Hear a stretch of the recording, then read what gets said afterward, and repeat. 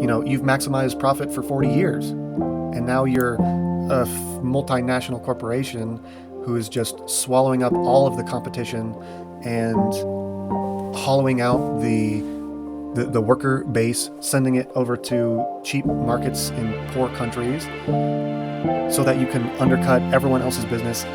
You get to a point where you are already so far ahead of everyone that you just continue to build leverage to the point where nobody really can catch you.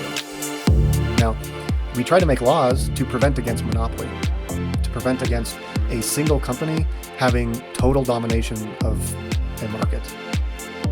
And we recognize that, that is possible for one company to dominate so much that literally people do not have a choice.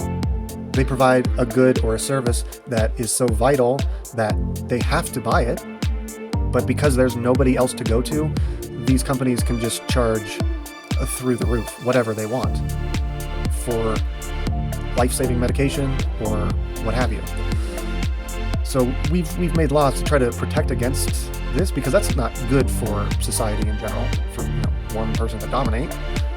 But what we have now are 3, 4, maybe 5 companies that are running things. They effectively have a monopoly, except they're not a single company. They just act as a cartel who, they don't really spend their time fighting each other, because it's more efficient to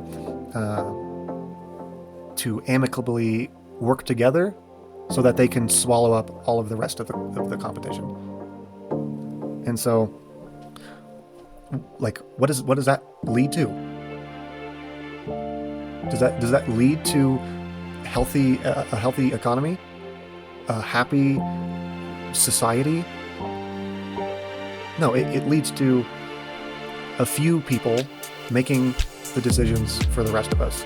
And those decisions are, of course, only meant to enrich the few at the expense of the many. This is why I think it's best to start off with talking about the banking system. Understanding the fundamental mechanisms of money creation is crucial to understand if you're going to understand that our society is one big fucking scam that's designed to drain all of the wealth and power upwards towards the 0.1%. So we begin by looking at the Federal Reserve.